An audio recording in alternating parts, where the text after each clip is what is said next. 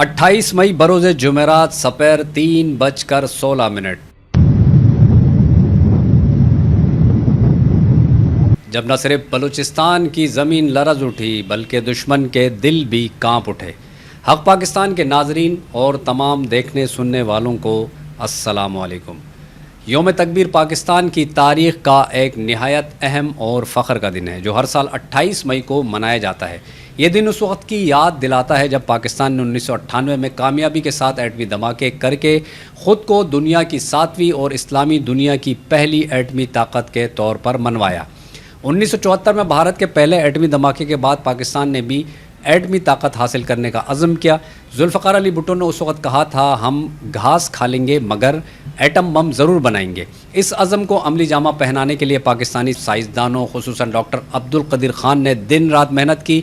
आखिरकार 11 और 13 मई 1998 को भारत के 5 एटमी धमाकों के जवाब में पाकिस्तान ने 28 मई 1998 को बलूचिस्तान के इलाके चागी में पहले 5 एटमी धमाके किए और छठा धमाका 31 मई को किया। यूँ भारत के 5 एटमी धमाकों के जवाब में पाकिस्तान ने 6 धमाके किए और पूरी दुनिया को बता दिया कि पाकिस्तान एक ख़ुद मुख्तार और नाकाबिल तस्खीर कौम है।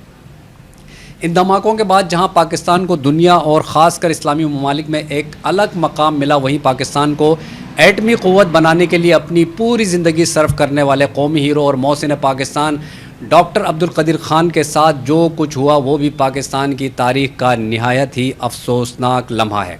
सबसे पहले तो आपको ये बताएं कि डॉक्टर अब्दुल कदीर खान ने एक इंटरव्यू के दौरान कहा था कि अगर भारत एटमी धमाके ना करता तो हमारे लोग धमाके कभी ना करते, क्योंकि पाकिस्तान ने 1984 में ही एटम बम बनाया था और एक हफ्ते नोटिस पर पाकिस्तान ये एटमी धमाके कर सकता था। लेकिन 1984 से 1998 यानी 1998 14 साल तक पाकिस्तान एटमी धमाके नहीं कर सका। इस पर डॉक्टर अब्दुल कदीर खान का कहना था कि जब उन्होंने जनरल ज़िया-उल-हक़ से इस बारे में मीटिंग की तो इस मीटिंग में ये मौक़िफ़ सामने आया कि उस वक़्त अफ़गान वार जारी है और पाकिस्तान को ऐड मिल रहे हैं और अगर हम इस वक्त ये धमाका करेंगे तो अमेरिका समेत मगरबी ममालिक इस पर रिएक्शन देंगे और हमें ऐड देना बंद कर देंगे, तो जब मौका आएगा तो हम कर लेंगे। लेकिन 1984 से 1998 यानी 14 साल तक पाकिस्तान एटमी धमाके क्यों ना कर सका। इस पर डॉक्टर अब्दुल कदीर खान का कहना था कि जब उन्होंने जनरल ज़िया-उल-हक़ से इस बारे में मीटिंग की तो इस मीटिंग में ये मौक़िफ़ सामने आए कि उस वक़्त अफ़गान वार जारी है और पाकिस्तान को ऐड मिल रहे हैं और अगर हम इस वक्त ये धमाका करेंगे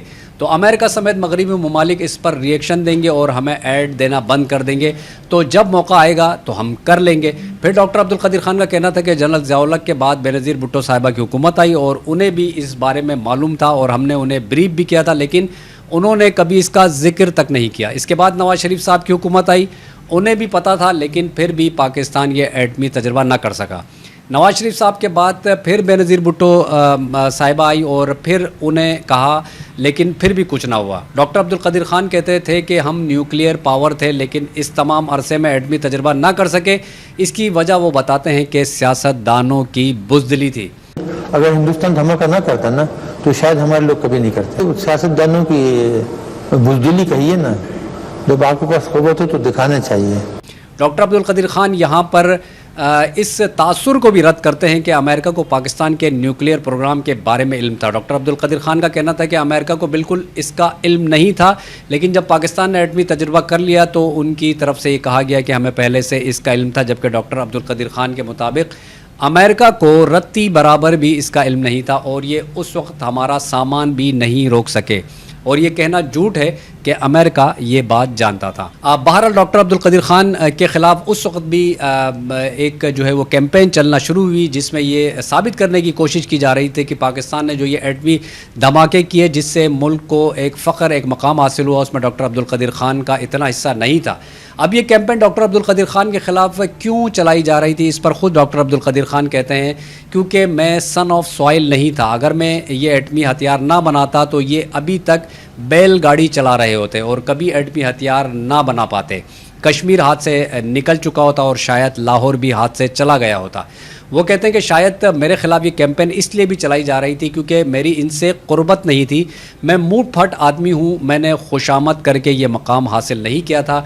मैं बाहर था और एक अच्छे ओहदे पर था, ज़िंदगी सुकून से गुजर रही थी تو میں نے خود غرضی نہیں دکھائی کہ وہیں بیٹھ جاتا, وہاں سے ایک کاغذ ان کے پاس بھیج دیتا. میں نے ساری کشتیاں جلائی اور پاکستان آ گیا. ڈاکٹر عبدالقدیر خان کہتے ہیں کہ جب بھارت نے ایٹمی دھماکے کیے تو پاکستان بھی متحرک ہوا کہ ہمیں بھی ایٹمی دھماکے کرنے چاہیے, اور اس پر ہماری کافی میٹنگز بھی ہوئی. لیکن کچھ لوگوں کا خیال تھا کہ ہمیں دھماکے نہیں کرنے چاہیے, اس سے پاکستان کو کافی پابندیوں کا سامنا ہوگا اور ہماری مشکلات بڑھ جائیں گی.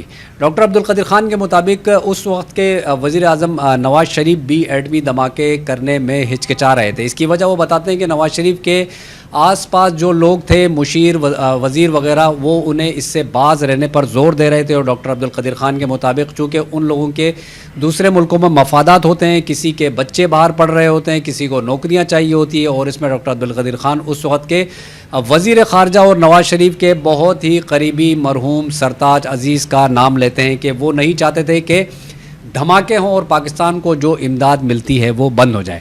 ڈاکٹر عبدالقدیر خان کہتے ہیں کہ جب مجھے یہ پتہ لگا کہ میں نے میاں نواز شریف کو میں نے خط لکھا, اور اس خط میں یہ لکھا کہ اگر آپ نے یہ دھماکے نہیں کیے تو قوم آپ کو کبھی معاف نہیں کرے گی, پاکستان کا ہمدرد تصور نہیں کرے گی, اور اگر آپ نے دھماکے نہ کیے تو ہم پریس کے پاس جا کر بتا دیں گے کہ کب سے یہ ایٹم بم ہمارے پاس تیار رکھے ہیں.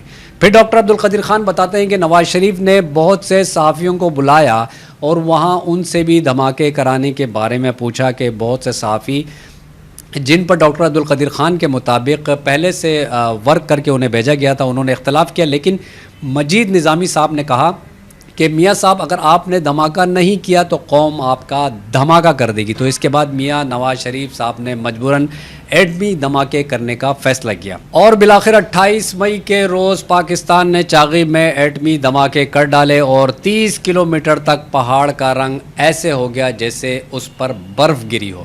28 مئی یقیناً قابل فخر دن ہے, تاہم ہمیں اپنے فیصلہ سازی کے اس معیار پر فکر کرنے کی ضرورت ہے.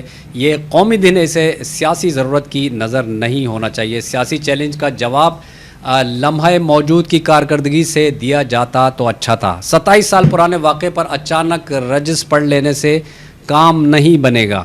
28 مئی مسلم لیگ نون کی زندگی میں پہلی بار نہیں آیا. اقتدار کے کتنے ہی موسم نون لیگ پر ایسے گزرے کہ 28 مئی آیا اور اہل دربار میں سے کسی کو توفیق نہ ہو سکی کہ E7 کے قید خانے میں ڈاکٹر عبدالقدیر خان کو اس دن کی مناسبت سے چند پھول ہی بھجوا دیے جاتے. اہل دربار اشتہار چھپواتے تو عبدالقدیر خان کا نام تک نہ ہوتا. قوم کا شعور اجتماعی جسے ہیرو سمجھتا ہے, ایک رسمی سا تذکرہ بھی اس شخص کا نہ ہوتا. محسن کشی کی یہ رسم اب بھی جاری ہوگی, کسی سائنسدان کا کہیں تذکرہ نہیں ہوگا. دربار میں قصیدے کی بزم سجے گی اور سارے سہرے نواز شریف صاحب کے کھاتے میں جائیں گے. ماضی کو چھوڑ دیجئے, آج بھی کیا صدر, وزیر اعظم یا کسی وزیر محترم کو یہ توفیق ہو پائے گی کہ ڈاکٹر عبدالقدیر خان کی قبر پر چند پھول ہی رکھائے کہ ہم جو دن منا رہے ہیں اس کوہ کنی میں سر فہرست لکھے ناموں میں ایک نام آپ کا بھی ہے. پرویز مشرف کے دور میں بھی ڈاکٹر عبدالقدیر خان کو جو گھاؤ لگے ان کے داغ اس قوم کے شعور اجتماعی سے کبھی مٹ نہیں پائیں گے. ڈاکٹر عبدالقدیر خان کا اپنا ایک شعر ہے, گزر تو خیر گئی ہے میری حیات قدیر, ستم ظریف مگر کوفیوں میں گزری ہے. جب ڈاکٹر عبدالقدیر خان سے پوچھا گیا کہ قوم تو آپ سے محبت کرتی ہے, وہ تو اہل کوفہ میں شامل نہیں, ڈاکٹر صاحب مسکرائے اور کہا کہ قوم کو تو پتہ ہے وفا والے کون ہیں اور کوفہ والے کون ہیں. ڈاکٹر عبدالقدیر خان ہماری مجموعی ناقدری کا شکار ہوئے. 28 مئی کا دن منانا ہے تو ڈاکٹر عبدالقدیر خان سے پس مرگ ایک معذرت بھی واجب ہے. یہ قرض کون ادا کرے گا؟ حق پاکستان میں اب تک کے لیے اتنا ہی. مزید خبروں, تجزیوں اور تبصروں کے لیے حق پاکستان کو فالو اور سبسکرائب کریں اور بیل آئیکن پر کلک کریں. اپنے اور اپنے پیاروں کا بہت سارا خیال رکھیں. پاکستان زندہ باد.